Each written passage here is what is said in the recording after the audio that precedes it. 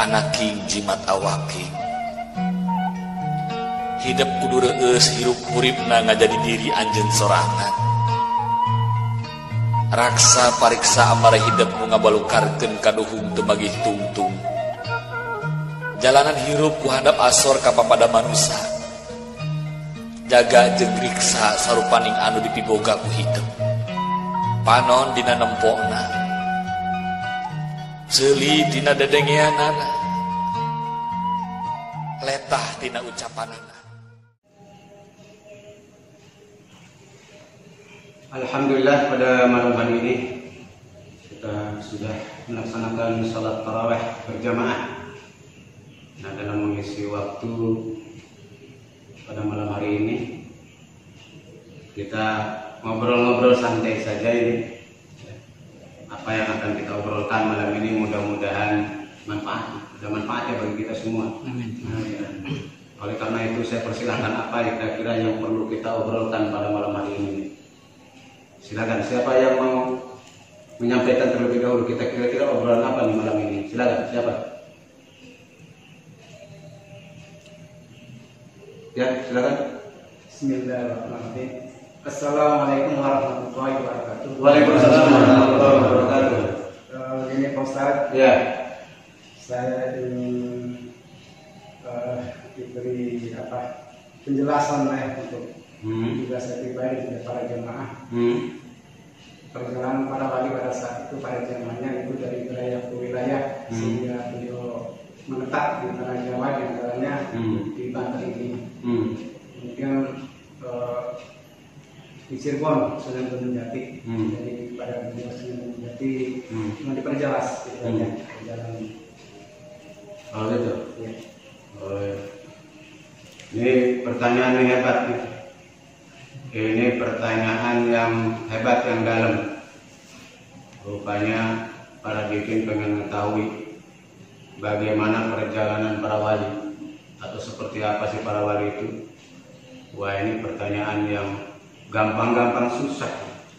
Iya, dijawab susah, nggak dijawab remeh. Gimana? Kau pengen ngobrol? Ya udahlah, ini ngobrol aja ya, ngobrol. Jadi kalau berbicara masalah para wali atau kewalian itu, ini memang luar biasa. Artinya begini, bagaimanapun kita yang hidup di zaman sekarang ini, itu tidak bisa melupakan jasa para wali, para aulia Allah. Ya, tidak bisa melupakan. Karena dengan wasilah kehadiran beliau itu yang menyebarkan syiar Islam, khususnya di Indonesia bahkan sampai ke Banten ini, itu berkat jasa-jasa beliau kita ini mengenal Islam. Kalau tanpa jasa-jasa beliau mungkin sampai sekarang kita masih jahiliyah, mungkin kita tidak mengenal Islam. Oleh karena itu, sebagai orang yang mensyukuri nikmat harus mengetahui bagaimana perjalanan para wali. Tetapi sebelumnya untuk diketahui bahwa kehidupan para wali ini Masya Allah luar biasa. Kehidupan para wali ini boleh dikata kehidupannya itu di atas manusia rata-rata, baik dari segi keimanannya, kemudian amaliyahnya, ubudiyahnya, itu di atas rata-rata. Kedekatannya, ma'rifatnya kepada Allah juga di atas rata-rata.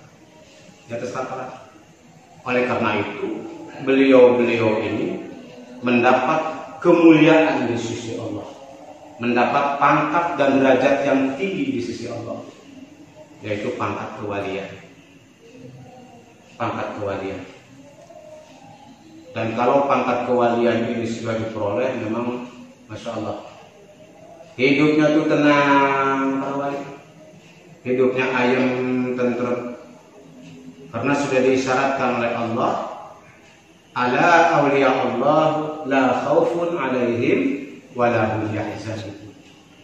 Hanya saja para aulia Allah itu, para wali Allah itu, mereka itu yang tidak ada ketakutan dan tidak ada kekhawatiran lagi di dalam dirinya.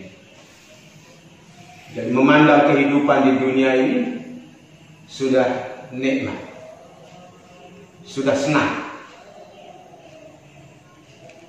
Karena begitu besar kesyukurannya kepada Allah atas segala nikmat yang dikaruniakan kepadanya. Hidupnya senantiasa merasa cukup. Cukup dengan yang Allah berikan. Cukup dengan karunia Allah yang takdirkan untuk dirinya. Selalu dalam hati dan pikirannya disandarkan kepada Allah semata. Tidak kepada makhluk. Tidak kepada makhluk. Nah, berkaitan dengan itu, kalau kita lihat sejarah kehidupan beliau-beliau ini, rasanya kita ini belum ada apa-apanya. Belum ada apa-apanya dibandingkan kehidupan beliau-beliau, mereka-mereka para wali itu. Karena seluruh hidupnya itu didharma baktikan untuk taat kepada Allah, untuk taqarrub kepada Allah, untuk mengemban amanah dan tugas dari Allah dan Rasul. Di antaranya menyebarkan syiar Islam, menegakkan Islam li'ila'i kalimatillah, mendidik umat, menuju kepada jalan yang benar, jalan yang diridhoi oleh Allah Subhanahu wa taala. Ya. Ini perjalanan yang sudah sangat nikmat. Jadi beliau-beliau ini sudah merasakan nikmatnya surga sebelum masuk ke dalam surga Jannatul Na'im. Itu di dunia, masih di dunia. Di dunia. Kalau di Indonesia ini yang sedang terkenal itu berapa wali? 9 wali. Itu yang terkenal. Wali-wali yang terkenal. Walaupun sebenarnya banyak wali-wali Allah yang tersembunyi atau disembunyikan oleh Allah, lain apa lagi, termasuk di zaman sekarang. Dunia ini kalau tidak ada para wali, udah dihancurkan oleh Allah, udah bubar. Karena para wali ini merupakan patoknya alam, patoknya alam. Kalau dalam istilah Banten itu apa itu? Paku alam. Pakunya alam, pakunya bumi itu adalah para wali. Gitu, para wali. Dengan demikian, bagaimana sikap kita nih sekarang ini? Yang terbaik di akhir zaman ini bagi kita semua, sebagai ungkapan rasa syukur kepada Allah Subhanahu wa taala atas nikmat iman dan Islam yang diberikan kepada kita dengan wasilahnya para aulia Allah itu, kita harus mahabbah kepada para wali. Itulah kata kuncinya. Kata kuncinya kita sekarang ini harus mahabbah kepada para wali. Bagaimana cara mahabbahnya? Nah, pertama tentu saja supaya timbul mahabbah kita harus mengenal, ya, mengenal siapa beliau-beliau itu. Katakanlah misalkan yang masyhur itu Wali 9, Wali Songo, ya. Nah, itu kita harus mengenal sejarahnya. Dan sebagian besar sesungguhnya para Wali Songo ini itu berasal dari Timur Tengah, dari Hadramaut. Sebagian besar. Kemudian beliau datang ke Indonesia ini dengan tujuan menyebarkan Islam dan metodenya dengan cara berdagang mula-mula. Metodenya pendekatannya kepada masyarakat itu dengan pendekatan berdagang supaya mudah diterima. Metode dakwah yang dilakukan oleh para wali ini sangat halus dan sangat lembut, tidak kasar para wali itu. Pendekatan kepada masyarakat itu, melakukan pendekatan secara kultural dan juga secara sosial. Jadi sebelum melakukan dakwah kepada masyarakat itu, para wali itu mengenal terlebih dahulu bagaimana sih kultur di masyarakat setempat, bagaimana kebiasaan masyarakat setempat, itu diamati. Kemudian cara merubahnya pun tidak sekaligus, tetapi secara pelan-pelan dan penuh kesabaran. Tidak jarang para wali ini menemukan hambatan-hambatan, tantangan, bahkan ancaman dalam kehidupannya. Karena untuk merubah kebiasaan-kebiasaan, apalagi merubah keyakinan, itu sangat sulit atau tidak mudah. Bahkan seringkali berbenturan dengan kebiasaan dan keyakinan adat istiadat masyarakat setempat. Disitulah para wali bagaimana mengakomodir, kemudian mengemas sedemikian rupa agar adat-adat tersebut dilaksanakan tetapi digiring supaya sesuai dengan syariat Islam secara pelan-pelan. Makanya kita lihat diantaranya dengan metode seni seperti Sunan Kalijaga itu dengan metode seni. Ya, karena kebiasaan orang-orang di Jawa ini itu dengan seni, ada seni wayang dan sebagainya. Dipergunakanlah metode dakwah dengan wayang itu. Kemudian kita lihat juga mengenai Sunan Gunung Jati. Kalau kita baca sejarah Gunung Jati ini, masya Allah, salah satu keistimewaan Sunan Gunung Jati itu sampai pesannya itu tertulis sekarang ini di Cirebon. Kalau kita pergi ziarah ke Cirebon itu, ada di situ wasiat Sunan Gunung Jati tertulis bahkan ya, di masjidnya itu, ingsun titip tajuk lan fakir miskin. Itu adalah wasiat Sunan Gunung Jati. Saya syarif itu. Ingsun titip tajuk lan fakir miskin. Jadi saya syarif hidayatullah atau Sunan Gunung Jati ini menitipkan kepada kita semua dua hal. Yang pertama adalah tajuk. Tajuk ini masjid, musola, tempat-tempat ibadah, langgar dan sebagainya. Majlis-majlis, pokoknya tempat-tempat ibadah untuk mengembangkan syiar Islam itu harus dipelihara. Kemudian yang kedua, fakir miskin. Nah, ini menunjukkan Syekh Hidayatullah ini amat sangat cintanya kepada fakir miskin. Sangat santun, sangat pengasih, sangat penyayang kepada fakir miskin.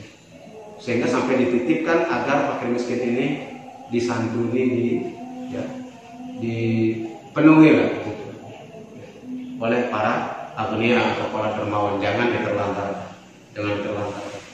Nah, ini salah satu keistimewaan daripada ajaran Sunan Gunung Jati itu yang diwasiatkan kepada kita semua, dan sampai sekarang itu terus berlanjut. Nah, kemudian bagaimana nih dengan Banten? Bagaimana, ada hubungannya Banten dengan Cirebon? Ada, ya. Nah, karena yang diutus oleh Syekh Syarif Hidayatullah atau Sunan Gunung Jati ke Banten ini siapa? Anaknya yaitu Maulana Hasanuddin. Dikirim ke Banten ini untuk mengislamkan daerah kita, daerah Banten. Yang dulunya Banten ini dikuasai oleh Raja Pucuk Umun yang beragama Kahyangan, atau kalau sekarang istilahnya disebutnya dengan Sunda Wiwitan. Perjalanan Syekh Syarif Hidayatullah dengan anaknya Syekh Maulana Hasanuddin ke Banten ini itu bukan perjalanan yang ringan-ringan. Nah, kita berbicara Banten saja dulu, ya, itu tidak ringan-ringan. Atas perintah siapa Syekh Syarif Hidayatullah dengan Maulana Hasanuddin ke Banten? Atas perintah Sultan Demak. Karena pada waktu itu Banten ini dikuasai oleh raja-raja Kahyangan, raja-raja itu yang kekuatannya luar biasa. Kemudian orang-orang asing juga datang ke Banten, ingin menguasai Banten. Tapi belum. Satu-satunya daerah atau dua daerah yang di Indonesia ini yang tidak pernah dikuasai oleh penjajah, yaitu dua. Pertama, Aceh. Aceh tidak pernah dikuasai. Kemudian Banten, daerah kita nih, itu tidak pernah dikuasai oleh penjajah Belanda. Tidak pernah dikuasai. Walaupun peninggalannya Keraton Sorosoan Maulana Hasanuddin itu dihancurkan. Hancur sekarang, tidak ada peninggalannya, tinggal puing-puingnya saja. Tetapi bukan berarti Banten sudah dikuasai, tidak. Nah, perjalanan Syekh Syarif Hidayatullah dengan Maulana Hasanuddin itu atas perintah Raja Demak untuk datang ke Banten, mengislamkan Banten. Tetapi bagaimana sikap dan langkah yang diambil oleh Syekh Syarif Hidayatullah dengan putranya Maulana Hasanuddin? Begitu diutus ke Banten ini, itu tidak langsung berdakwah. Perjalanan dari Cirebon ke Banten berapa kira-kira? Kalau naik mobil berapa jam? 5 sampai 6 jam. 5 sampai 6 jam. 5 sampai 6 jam. Itu naik mobil. Kalau zaman lewat tol ya, lewat tol, kalau Cipali. Kalau Cipali itu 5 jam ya. Nah, zaman dulu kalau udah ada belum tol ya. Jalan aja mungkin masih setapak, masih hutan belantara waktu zaman Syekh Syarif Hidayatullah datang ke Banten ini. Ya. Nah, ternyata perjalanan Syekh Syarif Hidayatullah dengan Syekh Maulana Hasanuddin ke Banten ini hanya membutuhkan waktu 1 jam. Sebenarnya hanya 1 jam, belum ada tol. Kalau sekarang ada tol Cirebon Banten 5 jam. Beliau berdua ke Banten ini hanya 1 jam. Wallahu a'lam bishawab, bagaimana caranya itu. Itulah kalau para wali itu luar biasa. Kadang-kadang ya sulit ya, secara akal. Ya seperti mujizat para rasul ya. Mujizat para rasul juga tidak sulit dicerna oleh akal. Nah, itu memang sudah kehendak Allah. Ya, kehendak Allah sebagai bentuk pertolongan oleh Allah kepada orang-orang yang dikasihinya, kepada orang yang dicintainya. 1 jam perjalanan beliau. Tempat yang pertama kali dikunjungi oleh Syekh Syarif Hidayatullah dengan Syekh Maulana Hasanuddin itu mana di Banten ini? Ada yang tahu? Ya? Iya, Banten Girang yang disempuh kalau di kita ya. Itu yang pertama kali didatangi. Jadi datang ke situ tuh ke Banten Girang. Nah, makanya dikatakan Banten Girang karena disitulah tempat pertama kali Syekh Syarif Hidayatullah dengan Maulana Hasanuddin datang. Ke situ dulu datangnya. Kemudian di situ beliau bermunajat kepada Allah, ya, memohon petunjuk kepada Allah bagaimana caranya untuk berdakwah di daerah Banten ini, di daerah Banten. Jadi kita akan bercerita Banten aja dulu ya, jadi ya. Kalau cerita se-Indonesia nanti terlalu lama nih. Kita Banten aja karena kita orang Banten dan tinggal di Banten ya. Kita coba. Mungkin ini juga singkat, tidak terlalu lama nih. Karena tadi yang diminta sejarahnya, ya, sejarah perjalanannya. Jadi ya sudahlah kita bercerita itu. Yang sedikit saja mungkin, walaupun tidak lengkap, tapi mudah-mudahan bisa kita ketahui. Hasil daripada munajat Syekh Syarif Hidayatullah dengan Maulana Hasanuddin itu, beliau diperintahkan atau dapat khilafat pada waktu itu, dapat petunjuk, disuruh datang ke Gunung Pulau Sari. Nah, jadi ada 2 gunung yang bersejarah di Banten ini, yaitu Gunung Pulau Sari dan Gunung Karang yang terletak di Kabupaten Pandeglang. Jadi disuruh datang ke sana. Nah lihat, kalau para wali, orang-orang soleh itu nggak sembarangan mau dakwah, nggak main jebret ya, dihajarin semua manusia, diomongin gitu kan. Itu bisa benturan satu sama lain ya. Nah, nantinya. Tapi munajat dulu kepada Allah. Berdoa dulu, minta petunjuk dulu kepada Allah bagaimana. Karena pada waktu itu Banten dikuasai oleh 3 raja Hindu. 3 raja. 4 raja bukan 3. 4 raja. 4 raja ini luar biasa kesaktiannya. Makanya tidak berani begitu saja. Nah, keempat raja ini itu bertempat di Gunung Pulau Sari. Akhirnya berangkatlah tuh setelah singkatnya berangkat ke Gunung Pulau Sari. Dari Gunung Pulau Sari kemudian beliau di situ bermunajat lagi. Hasil dari munajatnya suruh naik ke Gunung Karang. Gunung Karangnya lebih tinggi daripada Gunung Persada. Suruh naik lagi ke Gunung Karang untuk memenuhi petunjuk dari Allah Subhanahu wa Ta'ala. Ketika sampai di Gunung Karang, bertemulah di situ Syekh Hidayatullah, kemudian Maulana Hasanuddin dengan seseorang yang sedang tapa. Wah, mungkin tapanya itu udah entah tahunan mungkin.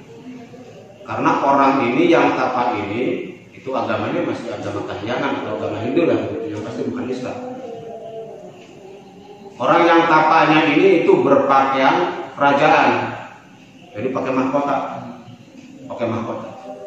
Mahkotanya sudah dipenuhi dengan lumut, bahkan ada sarang burung tuh di mahkotanya tuh. Nah, kalau sudah lumutan begitu berarti lama kan? Nggak mungkin lah sehari 2 kali, sehari sebulan 2 bulan, itu udah lama tuh. Hebat ya orang-orang dulu kalau tapanya. Kalau kita mah suruh puasa Ramadan aja nggak makan gitu. Ya, masya Allah. Nggak sekadar buka, kan? Jam 4 kini nggak sekadar kolak, ya. Iya. Boro-boro suruh tapa, ya 40 hari misalkan, 3 bulan, 1 tahun, masya Allah. Sekarang kuat, orang semua kuat, udah kagayain.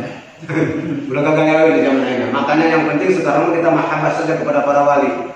Kalau untuk tapa tirakat seperti itu semua kuat, suruh diam di rumah stay, hukum aja kelembekan.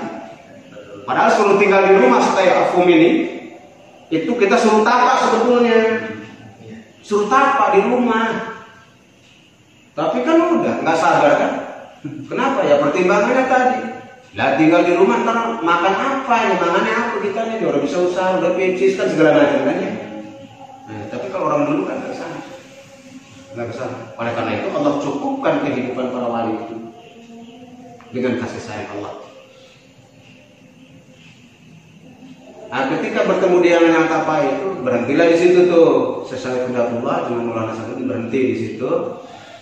Kemudian ditunggu beberapa waktu.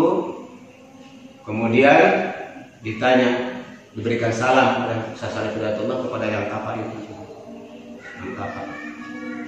Akhirnya bangun yang tapa itu. Ketika bangun langsung melotot, ngeliatin ke Syekh Hidayatullah dengan Maulana Hasanuddin, dilihat. Wah, hebat. Adu jajatannya hebat. Adu jajatannya adu batin di situ.